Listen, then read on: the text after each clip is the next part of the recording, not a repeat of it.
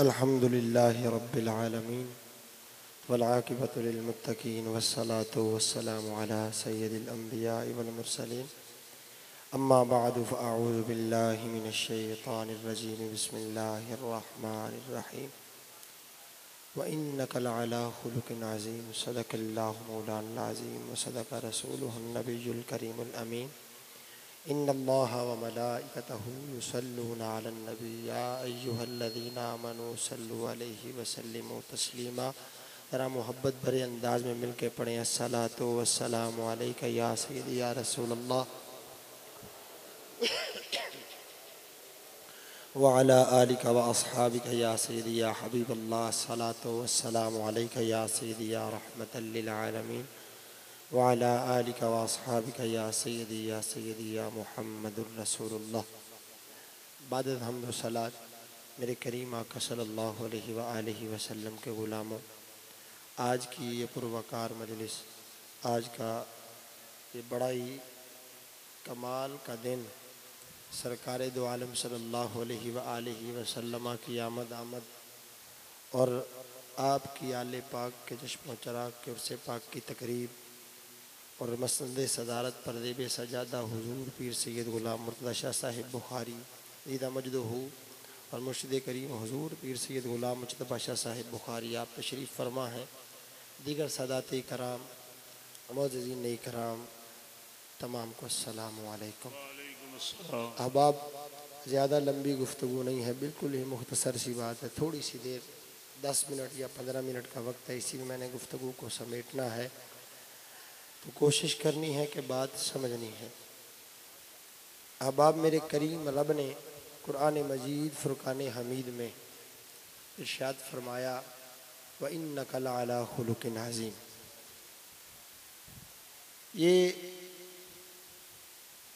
ऐसी ज़ात का ज़िक्र किया गया है।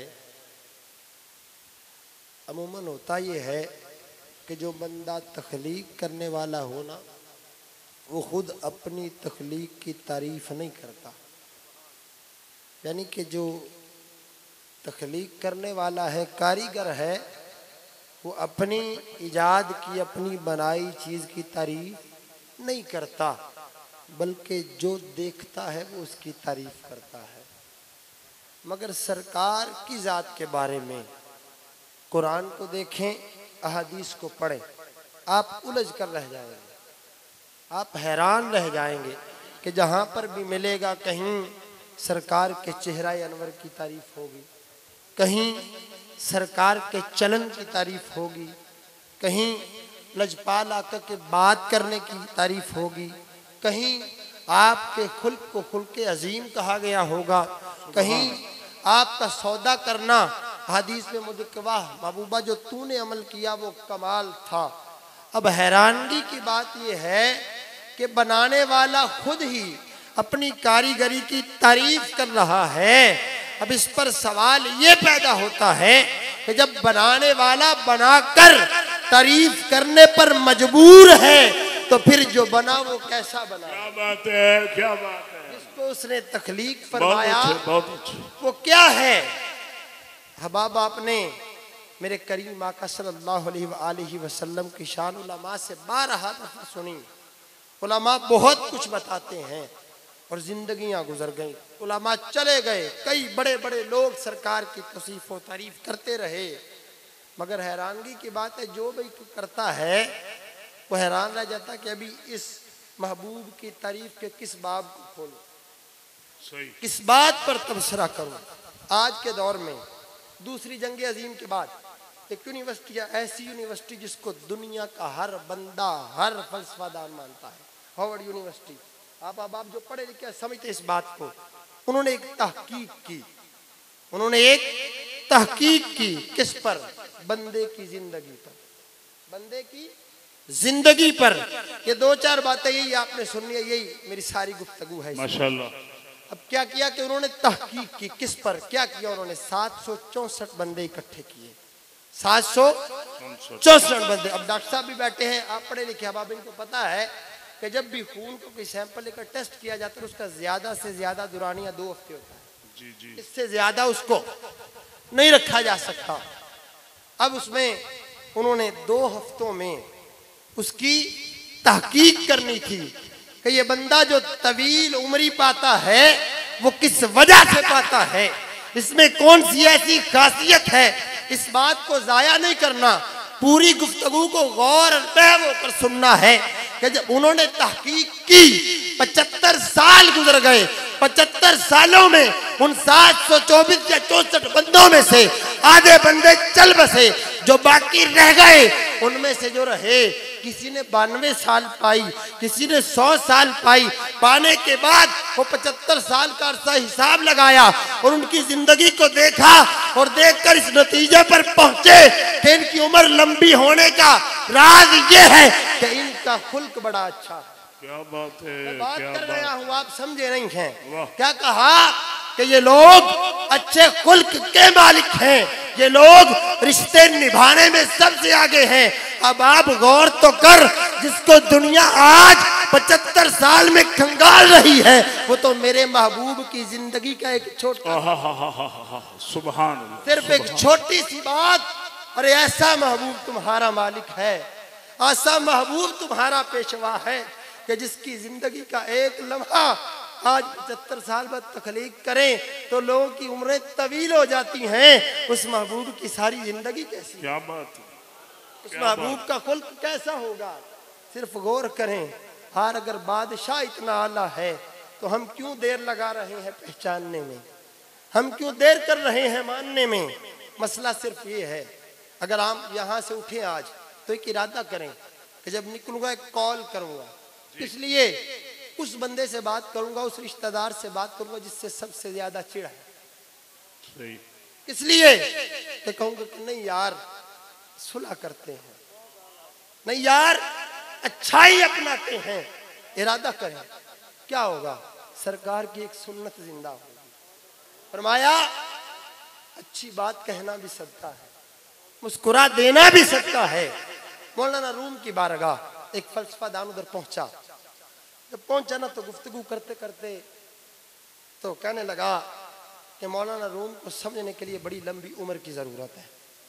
साथ ही एक दरवेश गुजरा, कहने लगा आप आधा या पौना घंटा मेरे साथ सफर करें, मैं आधे घंटे में रूमी आपके जेब में डाल दूंगा, आप समझ जाएंगे। उसने कहा बड़ी हैरान कौन बात है, उसने इतनी किताबें लिखी, मसनवी लिखी, कमाल कर दिया। ऐसा बंदा जिसके अशार को दुनिया पढ़े तो एक शेर पर लोग PhD करते थे, वो बंदा हैरान कौन बात आधे घंटे में समझा देगा। समझ नहीं आई, फिर कहा कि नहीं हो सकता है कोई नजर वाला हो।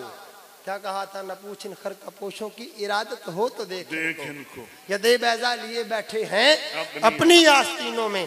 अब गौर कीजिएगा जो मैंने आया पढ़ी है, वह इन्नका लअला खुलुकिन अज़ीम। अरे जब बैठ गया, कहा एक काम करें, आप जो टैक्सी लेंगे ना उसमें दरमियान में मुझे बिठाना और दोनों साइडों पे आप बैठ जाना। वो बैठ गए, थोड़ा सा सफर गुजरा। अब दिलचस्पी बढ़ती जा रही है, दिलचस्पी बढ़ती जा रही है। एक बात सुनेंगे, रूमी को समझेंगे। अरे कमाल बात है कि रूमी इतना बड़ा आलिम, इतना बड़ा फलसफादान, महबूबे करीम का आशिक और फिर इतनी बड़ी हस्ती। अरे जिनकी किताबों को पढ़ पढ़ बड़े उलमा जब बात करें तो लोग हैरान और दंग रह जाएं। आधे घंटे में समझ लेंगे। अब सफर गुजरता गया, अब थोड़ा सा दूर गया ना तो जाने के बाद कहने लगा अरे काम करें, आप मेरे घर रुक जाएं और हम सूप पीते हैं, पीने के बाद चलते हैं। ऐसा किया, वो हैरान हो गया, अजीब बंदा है। आधे घंटे का टाइम है, 20 मिनट गुजर चुके, 10 मिनट बाकी, 10 मिनट बाकी। जब ये बात सोची, सूप पिलाया, पिलाने के बाद गाड़ी में बिठाकर कहने लगा मेरी मंजिल आ गई, आप चले जाएं। कहने लगा हैरान कुन बात है, दरवेश भी है और रूमी का राज नहीं बताया। कहने लगा हुजूर ये जो सफर किया है ना ये रूमी की जिंदगी ही थी। मैं फिर उसी आया पे हूं, मेरा मौजू बदला नहीं है।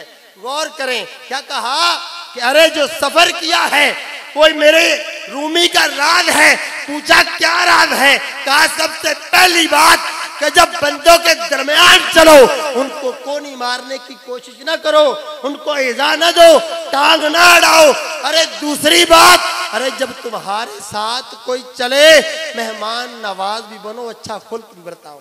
सुभान अल्लाह, सुभान अल्लाह। अब आप जरा गौर तो करें। वाह वाह। एक मौलाना रूम ठहरा उसने मुस्तफ़ा करीम की एक बात पर अमल किया तो दुनिया उसकी किताबों को पढ़कर मुफ्ती बन गई, फलसफा दान बढ़ गई। गौर कर, जो मुस्तफ़ा से मोहब्बत कर ले उसका आलम। क्या बात है, क्या बात है। मेरे करीम आका सल्लल्लाहु अलैहि वसल्लम के गुलाम हो। सिर्फ हम में कमियां ये हैं कि हम अपनी मर्जी के तहत जिंदगी गुजारना चाहते हैं, और ये मर्जी के तहत तब होती है जब बंदा मालिकों की मर्जी में राजी हो जाए। मेरे करीम आका सल्लल्लाहु अलैहि वसल्लम की बारगाह मेरे लजपाला का तशरीफ फरमा, मस्जिद नबवी का सहन है। यहूदी आया, अब आकर मस्जिद नबवी शरीफ में पेशाब कर दिया। जरा गौर करें, सहाबा होंगे क्या आलम है।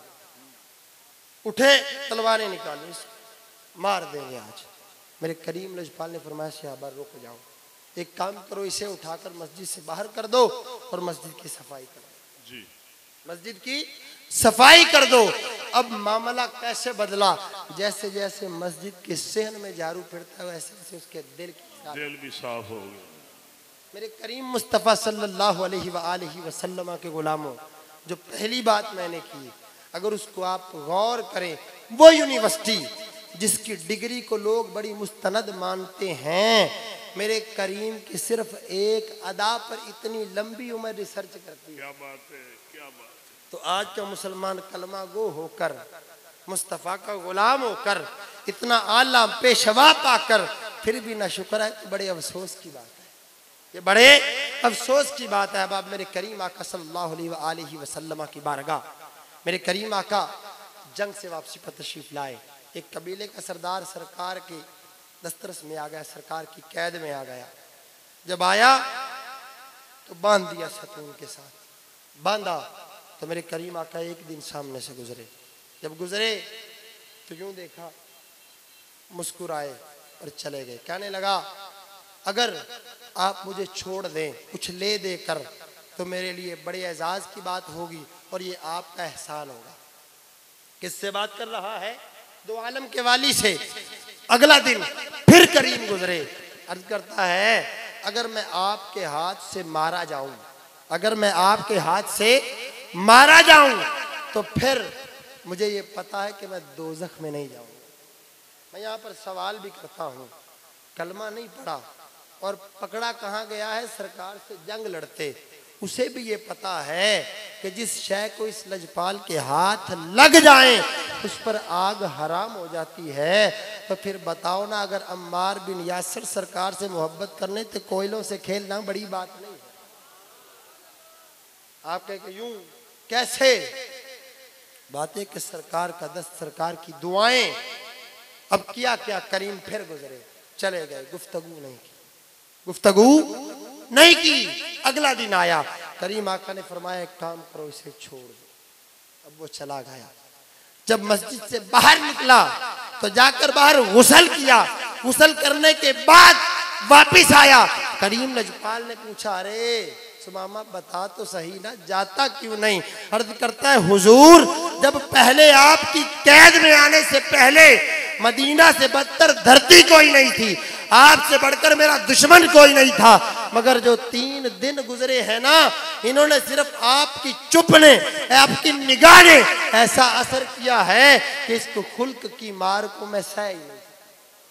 अब आप बात ये है, एक कबीले का सरदार हो, मेरे महबूब बात भी ना करें, कि ऐसी अदाए दीद जिसको देखने के लिए बड़े बड़े अहबाब नमाजें छोड़ दें, बड़े बड़े लोग नमाजें छोड़ दें, और महबूब ऐसा, और करीम ऐसा, शफी ऐसा, आला ऐसा, अरफा ऐसा।